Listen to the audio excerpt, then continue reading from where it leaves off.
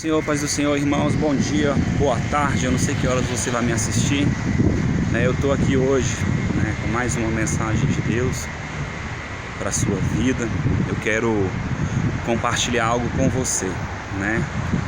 E desde ontem eu estou com uma mensagem no meu coração a respeito de integridade, de imagem pessoal, né? Eu tenho uma resistência muito grande com algumas coisas, né? Tipo, divulga teu canal, faz não sei o que, apareça, eu sou homem de Deus, se não for eu orando não acontece. Eu tenho uma grande resistência com essas atitudes, sabe, irmãos?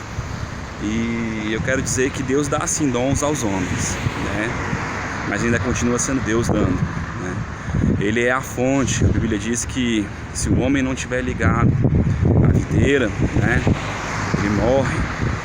Aí em João capítulo 15 diz: sem mim nada podeis fazer. E eu quero compartilhar com vocês essa mensagem, tá bom? Certa feita Jesus olha para os fariseus e diz assim: por que vocês me adoram com os lábios, mas o seu coração está longe de mim? Muitas vezes na nossa caminhada, sem a gente perceber, né, ou por ignorância, ou até mesmo por consciência, algumas vezes por ignorância, nós não tratamos e não honramos a Deus de acordo com o que Ele merece, por ignorância, né? E outras vezes por questões pessoais, por causa da nossa aparência, por causa da nossa imagem.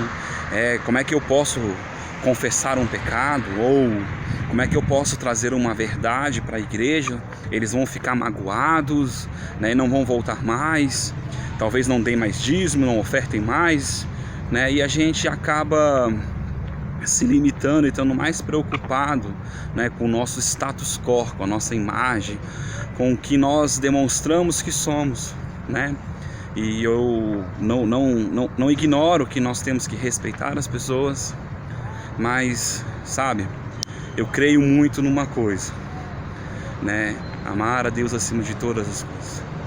E eu acho que esse amor por Deus muitas vezes vai nos trazer separação, né, entre as pessoas que nós amamos, entre a posição que nós temos, vai nos trazer separação entre lugares que nós queríamos chegar, entre sonhos, entre muitas coisas. Jesus, ele olha no final desse texto que eu falei antes, ele diz assim: vocês são sepulcros caiados, né?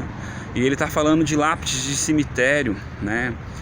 Que são feitas lindas, né, de mármores enfeitadas, adornadas, né, são lindas, mas por dentro estão cheias de morte.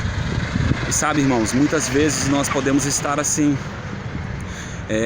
O princípio para que a gente tenha uma vida com Deus é a gente andar em arrependimento, andar em consciência de que desligado dele nós não somos nada.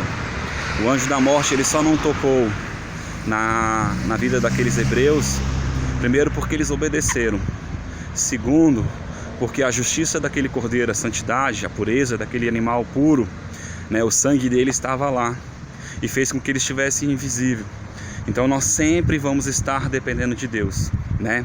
A Bíblia diz que no grande dia ele vai revelar o coração dos homens, né, e vai provar, passar no fogo, né, a obra do homem. E sabe, irmãos, a obra do homem, ela pode sim ser apresentada para o homem e ser reprovada.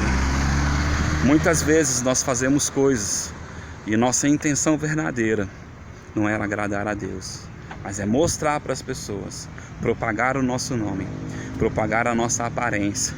E não ache você que essa conduta é só uma conduta de grandes homens de Deus, né? Porque eu ouvi uma história esses dias de um apóstolo que recebeu um convite de um pastor para pregar na igreja dele, e o outro pastor,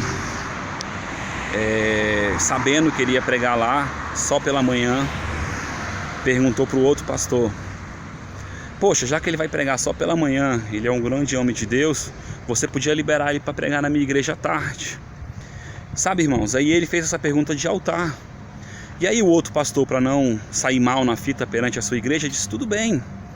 Mas com o passar do tempo, ele não achou justo, porque afinal de contas ele estava pagando a passagem, ele estava levando, o nome dele estava sendo promovido por causa daquele apóstolo. Ele ligou para o apóstolo esse e falou: você tem que cancelar isso aí, tá errado.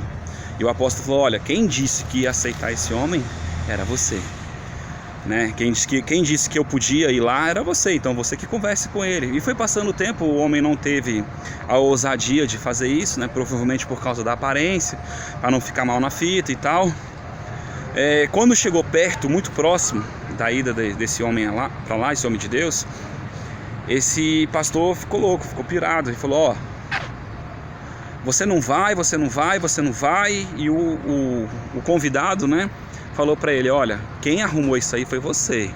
Então, se alguém tem que cancelar isso aí, é você. Eu quero dizer para você, irmãos, sabe? Chegou uma situação tão cansativa que esse homem, ele pedia para esse convidado cancelar, né? E ele não cancelava, e toda vez ele desligava na cara dele, xingava, falava horrores, né? Só que chegou um momento que ele ligou lá, esse pastor, e falou assim: quer saber de uma coisa? Agora você não vai vir nem na minha igreja e nem lá, porque eu vou cancelar tudo. E aí esse convidado falou assim: tudo bem, você pode até fazer isso, mas eu quero te dizer algo. Que Deus cobre o sangue de todas as pessoas que seriam curadas, seriam ministradas, seriam tocadas por Deus pela minha vida neste lugar e na outra igreja. Fique por sua responsabilidade. Puf, e desligou. Passou-se um tempo, esse pastor que estava com essa conduta ligou para ele e disse assim: olha, eu quero dizer para você, eu sou um babaca, eu sou um invejoso, eu sou um ciumento. E começou a falar vários aditivos a respeito da vida dele. E reconheceu o seu erro. E ele disse: não, agora você vai vir e você vai pregar na minha igreja, na igreja dele, né? E resultado dessa história, irmãos: primeiro, houveram grandes milagres, né, com a ida dele lá. Segundo, que eu achei mais bonito, né? Quando ele contou essa história numa roda, não expondo ninguém, muitas pessoas disseram: nossa, que atitude de pastor. Mas sabe o que mais me impressionou? É que ninguém apoiou esse pastor que fez tudo isso.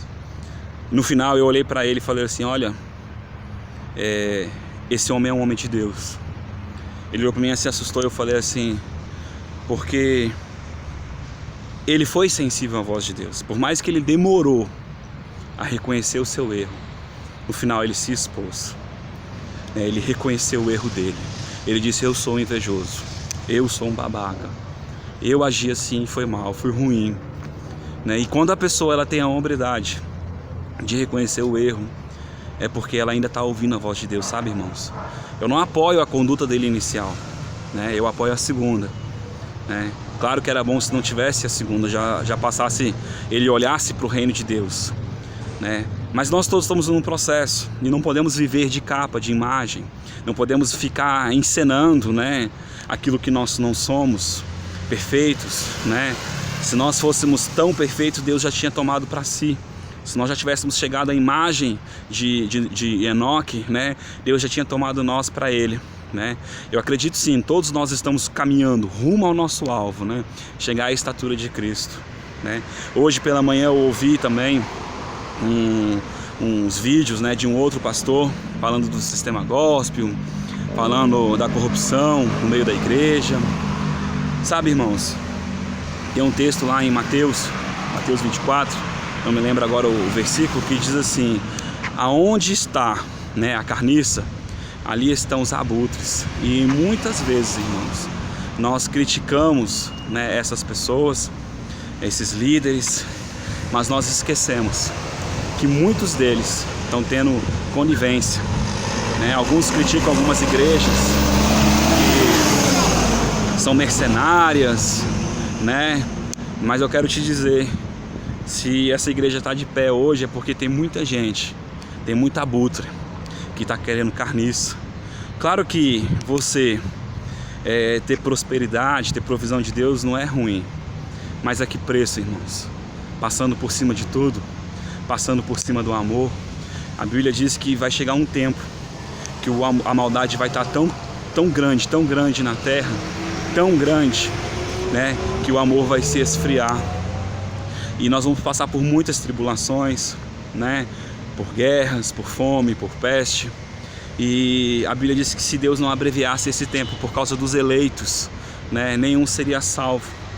Então, irmãos, nós já vivemos um tempo, como na Bíblia fala, o tempo de Noé, né? Eu acho interessante que Noé podia ter feito aquela arca muito rápido, né? Com a ajuda de Deus, eu acho que aquela arca ficava pronta em horas, né? Mas demorou-se 40 anos, segundo os estudiosos. E sabe o que eu penso desses 40 anos?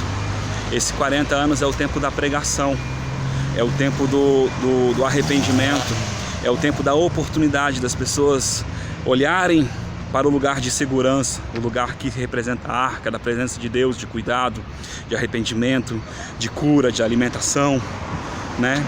Tiveram 40 anos para poder escolher a arca, né? E eles não quiseram ouvir, não ver. E eu quero dizer, a própria arca sendo construída, sendo estabelecida, era um testemunho, né? Porque ela estava lá sendo construída. Aquele homem trabalhou durante 40 anos para construir aquela arca, e a imagem dela ali parada já era um testemunho. Eu imagino que alguns faziam chacota, brincavam, né? Falavam que cara louco, maluco, que doideira é essa? E ele era um pregador. Mas a Bíblia também diz que, assim como no nosso tempo, as pessoas vão fazer como na época deles. Estavam se dando de em casamento, comendo, bebendo. E eu pergunto para você, não é assim que você vê as pessoas? A Bíblia diz que fiel mesmo, isso está tudo no livro de Mateus, capítulo 24. Fiel mesmo é aquele que está esperando as bodas do Cordeiro. E nós temos que estar até o fim, porque é no fim que vai fazer toda a diferença. Quando o nosso Senhor chegar aqui e você tiver algo a apresentar para Ele, Ele vai dizer: servo bom e fiel. Porque eu pergunto para você, o que você tem para apresentar para o Senhor? O que você tem para apresentar para o Senhor? Né? Eu tenho muito medo desse dia, né? Medo de ser considerado um servo infiel. Por isso eu tenho lutado, né? com a minha simplicidade para fazer algo, né? Espero que essa palavra possa entrar no seu coração, que você não caia em condenação, né? O objetivo não é você se condenar nesse momento. O objetivo é você saber que Deus conta com você, que Deus conta, né, com a tua sensibilidade de querer mudança, de querer, de não estar conivente, né, com um sistema caído, com um sistema corrupto, né, que você não esteja atrás da carniça, sabe, irmãos, que você esteja atrás dos tesouros de Deus. Ainda existem homens de Deus, mulheres de Deus, pessoas com propósitos, pessoas íntegras neste mundo, sabe? Talvez elas não tenham uma imagem de homem de Deus, talvez elas não tenham, não sejam iletradas, né? Não tenham uma oratória perfeita, um grande templo, mas eu quero te dizer, o remanescente sempre vai estar aqui. A igreja de Deus, ela sempre vai estar aqui, né? A igreja de Deus não é representada por uma roupa, por um status, por um prédio. A igreja de Deus é representada pelas roupas espirituais que ela tem. As roupas espirituais que ela tem são limpas, santas, puras, imaculadas. Sabe por quê, irmãos? Porque elas foram lavadas pelo sangue do Cordeiro, né? E a Bíblia diz que aquele que continua como se não desse valor ao que Cristo fez, né, é anátema, é maldito. E para esse não existe perdão. Então, irmãos, eu quero dizer para você, pense nisso, creia nisso, creia de fato, né, que o nosso Senhor Jesus, Ele está vindo, Ele está próximo. Estamos vivendo um tempo de crise, estamos vivendo um tempo de muita coisa acontecendo com o coronavírus, né? As pessoas estão assustadas, né? E nós precisamos respeitar as pessoas por esse tempo que elas estão vivendo. Nós estamos vivendo isso, né? Claro que nós não podemos abandonar a nossa fé, né? Mas não podemos ser irresponsáveis, né? Porque como é que eu posso exigir das pessoas fé? Como é que eu posso exigir das pessoas conduta, né? Se no nosso meio, né, temos pessoas no meio cristão doentes, enfermas, né? Então é pedir demais, sabe, irmãos? É pedir demais que todo mundo creia, que Deus vai nos guardar, que Deus vai nos livrar, né? Se você tem essa medida de fé, glória a Deus, louvado seja o nome do Senhor, né? Agora, se você precisa olhar para as pessoas e entender, né? Fazer desse momento um momento de dizer, olha, eu creio num Deus que nos guarda, vamos fazer a nossa parte, mas eu ainda creio nesse Deus. Então, irmãos, não viva de aparência, não viva de imagem, não seja bonito por fora, né? Mas seja bonito por dentro, sabe? Eu quero te dizer que o que vai para o inferno não é o teu lado exterior, o que vai para o inferno ou para o céu não é o teu lado exterior, mas é o teu lado interno, é o que você produz para Deus, né? É o que a tua alma é o que você fez dela, né? Eu queria que você meditasse nisso. O que o homem é a alma dele, é esse espírito. Nós temos um corpo, mas não é essa imagem que vai para o céu, sabe? Alguns cultivam um corpo bonito, alguns cultivam uma posição, alguns cultivam nossa, tanta coisa que as pessoas têm cultivado, irmãos, sabe? Mas nada disso de fato é o que agrada ao Senhor. O que agrada ao Senhor é você andar neste caminho reto, né? De temor ao Senhor. Seja guiado pelo Senhor, não seja uma imagem, né? Mas outro texto que eu acho lindo é quando ele diz assim, ó: nós somos como um espelho da glória, nós somos como um espelho de Deus. Sabe o que é interessante? É que um espelho, por si só, ele não tem uma imagem, aleluia, mas ele reflete algo. E que nesse dia, nessa data que você está ouvindo isso, que você possa refletir, né? Reflita a imagem daquele que você está olhando, reflita a imagem daquele com que você está tendo comunhão, reflita a imagem daquele que você está tendo contato. Tá, irmãos? Eu peço desculpa pela qualidade do vídeo, eu peço desculpa pelos barulhos, pelas coisas, mas eu tô com essa palavra borbulhando no meu coração, né? Que na minha simplicidade você possa ser tocado pelo Espírito de Deus, né? Eu sou aquele que lança semente, mas a Bíblia diz que é Ele que dá o crescimento, e a minha expectativa é que o crescimento chegue na tua vida, que você comece a olhar para a vida com uma perspectiva diferente. Deus está olhando para você, e a Bíblia diz assim, ó: se nós nos julgássemos a nós mesmos, não precisaríamos ser julgados nem por Deus, a Bíblia diz, por ninguém, né? Por isso, julgue-se a si mesmo. Olhe para a tua vida, olhe para as tuas condutas, olhe para os teus atos, né? Deixa o Senhor te lavar pela palavra dele, deixa o Senhor te lavar pela presença dele, né? Deixa o Senhor te lavar pelo fogo. O fogo também traz purificação, irmãos, mas se tiver algo oculto, coitado de nós, não pode ter nada oculto, não pode ter nada escondido aos olhos do Senhor. Por isso que eu amo a vida de Davi. Davi, quando vacilava, ele dizia: fui eu que errei, fui eu. E nós precisamos ter essa conduta, de não ficar colocando culpados na nossa vida, de não ficar achando pessoas que proporcionaram esse ambiente, né, para que nós viéssemos a errar. É claro que muitas vezes nós somos enganados, né? A Bíblia diz que o diabo é o pai da mentira, mas ande em um lugar onde o diabo não te engana, tá bom, irmãos? Que Deus te abençoe, que você medite nessa palavra, tá bom? Fique na paz, Deus abençoe.